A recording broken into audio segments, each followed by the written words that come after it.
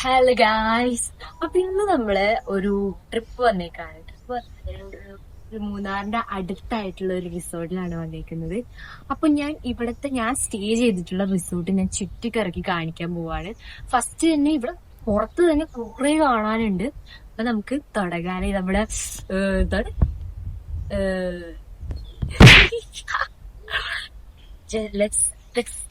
Go go go എന്റെ pool set ആയിട്ടുള്ള പൂളാട്ടോ guys. പൂളൊക്കെ കണ്ടില്ല എല്ലാരും. എനിക്കറിയാം നിങ്ങൾക്ക് എല്ലാവർക്കും ഇതിൽ നീരാടി അർമാദിക്കാൻ ആഗ്രഹമുണ്ട്.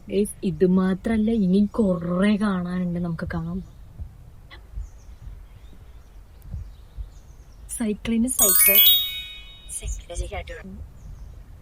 എങ്ങനെയുണ്ടോ?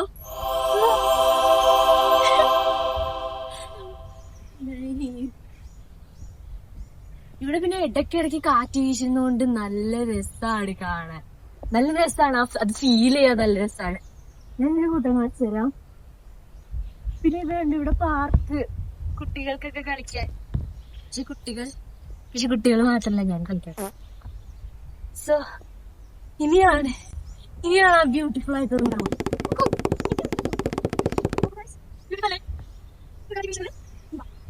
ഇതിലെ ഈ വഴി മാത്രമല്ല കേട്ടോ, വേറൊരു വഴിയും കൂടെ ഉണ്ട്. പക്ഷെ ഞങ്ങൾക്ക് ഈ വഴിയാണ് ഭയങ്കര അഡ്വഞ്ചറസ് ആയിട്ട് തോന്നിയത്. അതുകൊണ്ടാണ് ഞങ്ങൾ ഈ വഴി കയറുന്നത്. അപ്പൊ കാണാനാണ് അവിടെ നിന്നുള്ള അത് കാണാൻ എന്ത് രസമാണ് നോക്ക് നിങ്ങൾ തന്നെ. എന്ത് നല്ല രസമുള്ള കാലാവസ്ഥ. അത് ജസ്റ്റ് ഒരു ചെറിയൊരു റെസ്റ്റിംഗ് ഏരിയ പോലത്തെ ഒരു ഏരിയ ആണ്. പിന്നെ അത് മാത്രമല്ല, അവിടെ ഒരു ചെറിയൊരു ഊഞ്ഞാല പോലെ ഒരു സെറ്റപ്പും കൂടി ഉണ്ട്. അവിടെ നൈസാണ് കിടക്കാൻ. ആ കാറ്റത്ത് കിടക്കാൻ നല്ല രസമാണ്. ഞാൻ അവിടെ എത്തിയപ്പോഴത്തേക്കും ഞാൻ അവിടെ ഒന്ന് കിടന്നു പോയി. അവിടെ ആ സുഖത്തിലും കിടന്നപ്പോ ഞാൻ പിന്നെ എന്റെ വ്ളോഗിന്റെ ബാക്കി കാര്യം ഞാൻ മറന്നുപോയി. ഇവിടെ പിന്നെ സപ്പോട്ടപ്പഴമൊക്കെ ഉണ്ട് കേട്ടോ. നമുക്കിതൊന്നും പറിക്കാനുള്ള അനുവാദം ഇല്ല. സോ നമ്മൾ പറിക്കണം.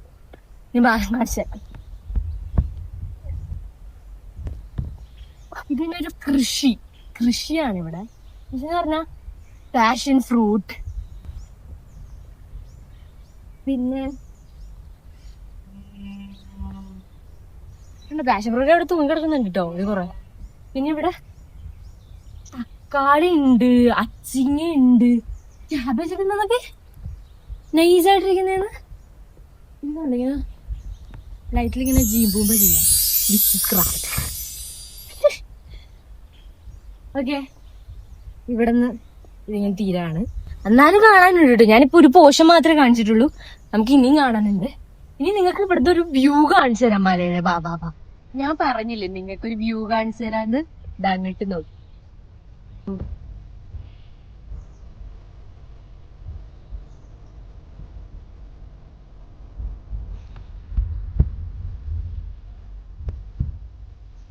ഇവിടെ ഇരുന്ന് ചില്ല് ചെയ്യാനും ഇവിടെ ഇരുന്ന് ഈ കാഴ്ചകളൊക്കെ കാണാൻ ഭയങ്കര രസമാണ്. worth it. I really like it. ഇവിടെ നിന്ന് കൊണ്ടൊന്നും തീരത്തില്ല. ഇത് നമുക്ക് ഇവിടെ ഉള്ള ഒരു ഫാം കാണാം. അപ്പൊ അങ്ങോട്ടേക്കാണ് നമ്മൾ പോകുന്നത്. ഫാമിലോട്ട് പോവാണ്.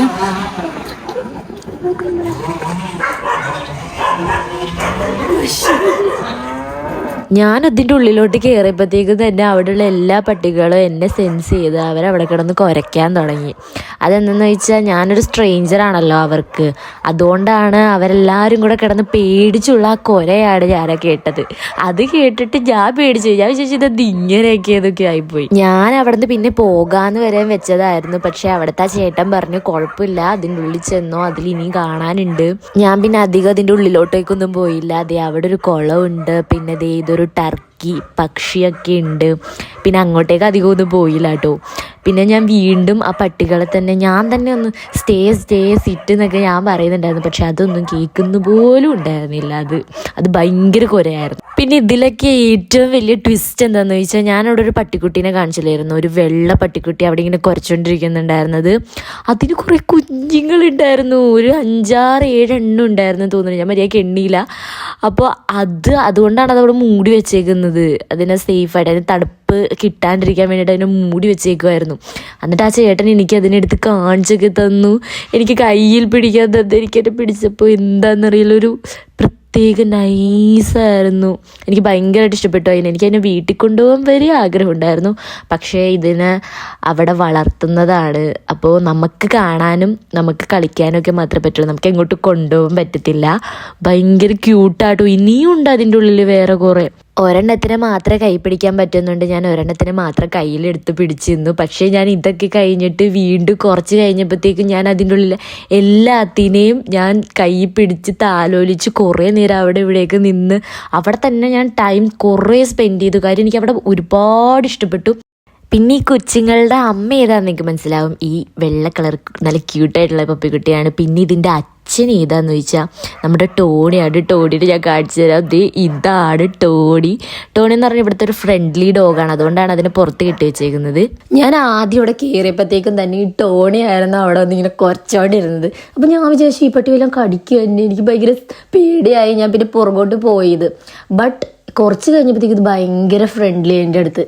അപ്പം തന്നെ എനിക്ക് മനസ്സിലായി ഇതൊരു പാവം പട്ടിക്കുട്ടിയാണ്. ഞാൻ വെറുതെ അവിടെ പേടിച്ചത് ഇതിനെ കണ്ടിട്ടത്.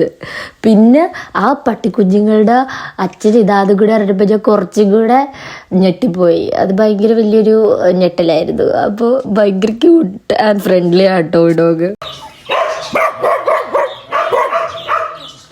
അതൊന്നും കഴിഞ്ഞ് ഞാൻ പോയൊന്നുമില്ല. പിന്നെ ഞാൻ അവിടുത്തെ പട്ടിക്കുട്ടികളെയൊക്കെ ഞാൻ എൻ്റെ കയ്യിലിങ്ങനെ എൻ്റേതെന്ന് പോലെ ഇങ്ങനെ ചേർത്ത് പിടിച്ചുകൊണ്ടിരുന്നു.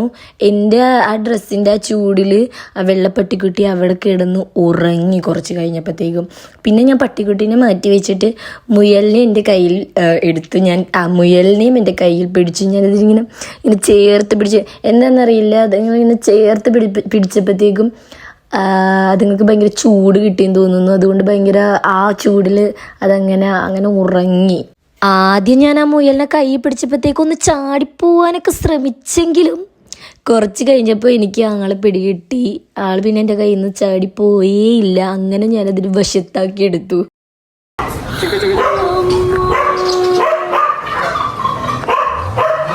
എനിക്കങ്ങനെ മുയലിനെ ഒന്ന് പിടിക്കാനൊന്നും അറിയില്ല. അപ്പോൾ ഫസ്റ്റ് ടൈം ഇങ്ങനെ കയ്യിൽ ഇങ്ങനെ ഒരെണ്ണത്തെ കിട്ടിയപ്പോൾ എനിക്ക് എന്താ ചെയ്യണ്ടേ എങ്ങനെയാണെന്നൊന്നും അറിയില്ല. ഞാനിവിടെ ആ മുയലിനെ എടുത്തിക്കണ നേരം കൊണ്ട് ഈ കൂട്ടിലെ ഒരെണ്ണം തുള്ളി കളിച്ചോണ്ടിരിക്കുന്നു. ഭയങ്കര ഹാപ്പി ആയിട്ടോ. എല്ലാവരും ഭയങ്കര ഹാപ്പി ആയിട്ടിരിക്കുകയാണ്. ഞാനും ഹാപ്പിയാണ്. So good, so good. ഞാൻ ഇതുവരെ മുയലിനെ തൊട്ടിട്ടില്ല. അപ്പൊ എനിക്ക് ഇതിങ്ങനെ തൊടുമ്പോ നല്ല രസമുണ്ട്. So happy, so happy. ഇത് സോ ക്യൂട്ട്. ഭയങ്കര ക്യൂട്ടാണ്. ഭയങ്കര ക്യൂട്ടാണ്. ഭയങ്കര കുറേ പട്ടിക്കുട്ടികൾ ഉള്ളതുകൊണ്ട് എന്നോട് അവിടെയുള്ള ആ കുഞ്ചേർക്ക പറഞ്ഞ് ആ പട്ടിക്കുട്ടികൾക്ക് എന്തെങ്കിലും ഒരു പേരിട്ടു. കുറേ ഇല്ലേ, ഒരെണ്ണത്തിന് എന്തെങ്കിലും പേരിട്ടോളാൻ പറഞ്ഞപ്പോൾ ഞാനൊരു പേരും ഇട്ട് കൊടുത്തു. കുട്ടു എന്ന് പേരും ഇട്ട് കൊടുത്തിട്ടാണ് ഞാൻ അവിടെ നിന്ന് പോയത്. നിങ്ങൾ തന്നെ നോക്കുക അവരത്ത് ക്യൂട്ടായിട്ട് അവിടെ അങ്ങനെ ഇരിക്കുന്നേന്ന്.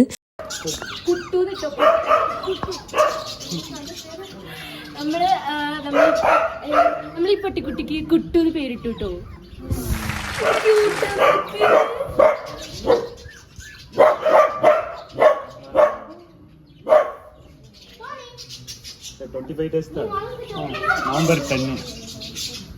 അദ്ദേഹം പറയുന്നത് എന്താണെന്ന് വെച്ചാൽ അതിൽ വൈറ്റ് കളർ പപ്പിക്കുട്ടി ഒരു പെണ്ണ്, പിന്നെ ആ ക്രീമി ഇല്ല ക്യൂട്ട്, അത് ഒരാണാണ്. അതാണ് എൻ്റെ അടുത്തേക്ക് വന്നത്. ഞാനപ്പൊക്കെ ഇല്ലാണ്ടായി പോയി. ശരിക്കും പറഞ്ഞാൽ ഇതിൽ ഏത് പട്ടിക്കുട്ടിക്കാണ് ഞാൻ കുട്ടൂന്ന് പേരിട്ടത്. കുറച്ച് കഴിഞ്ഞപ്പോൾ എനിക്ക് തന്നെ മൈൻഡ് ഔട്ട് ആയി പോയി. ഞാൻ ചിന്തിച്ചത് ഞാൻ ആ ക്രീം കളർ പട്ടിക്കുട്ടിക്കാണ് കുട്ടൂന്ന് പേരിട്ടത്. പക്ഷേ പിന്നെ കുറച്ച് കഴിഞ്ഞപ്പോൾ കുഴപ്പമില്ല, ആർക്കായാലും ഞാൻ കുട്ടൂന്ന് പേരിട്ടിട്ടുണ്ട്. ഇനിയും ഞാൻ അങ്ങോട്ടേക്ക് വരുമ്പോൾ അവരെന്നെ ഓർക്കാൻ വേണ്ടിയാണ് ഞാൻ ആ പേരിട്ടിരിക്കുന്നത് കേട്ടോ.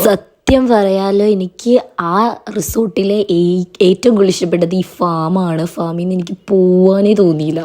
പിന്നെ ഫാമിൽ നിന്ന് വന്നൊന്ന് ഫ്രഷപ്പായിട്ട് ഞാനൊരു ചായ അങ്ങോട്ട് ഉണ്ടാക്കി കുടിച്ചു. എൻ്റെ പൊന്നെ എന്ത് നൈസാന്നറിയോ. അവസാനമായിട്ട് ഇതാണ് ഞാൻ സ്റ്റേ ചെയ്ത റൂം.